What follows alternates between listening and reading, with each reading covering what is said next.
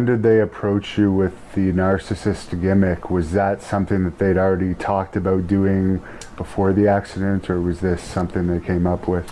I'm not sure the timeline. I think after the bodybuilding show they had, we started talking about, as I was recovering from the injury, from a motorcycle wreck, about what we wanted to do. And I'm not sure, it wasn't my idea, but somebody in creative came up with it, and they really decided that would be something really, really good with the mirrors and with my physique, and so I was, that sounds good to me. So we went with it. Definitely was my idea. And your first feud was with Curt Hennig? My first WrestleMania match was with Curt, yeah. My WrestleMania debut, which was shortly after my debut. So what a guy to have a debut match with. It's funny, the match, Curt, I talked about the match where I was all relaxed thinking WrestleMania debut with Mr. Perfect Curt Hennig, one of the best wrestlers in the business. I got a night off. And so we went over the match a little bit, but I didn't think, I was a little careless, didn't think much about what we talked about. We got in the ring, and I didn't know, I knew Curt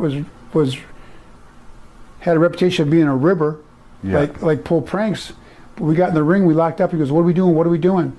I thought he was joking around.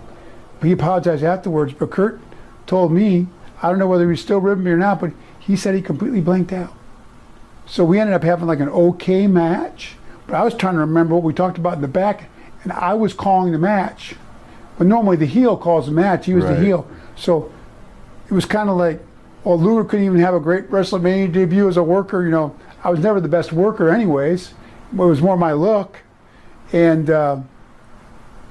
more aesthetics and not as much substance to what I was. And so it was like, wow, Luger didn't have a very good match for his WrestleMania debut. But behind the scenes, I was like, oh my gosh, I was in like a state of panic in the ring. I go, what do you mean? What do we do? And it was I look back now, it was a funny moment. I didn't think it was funny at the time. I was a nervous wreck, but I had to call the match. I see. And I hadn't really memorized a lot of stuff and what we were doing in there.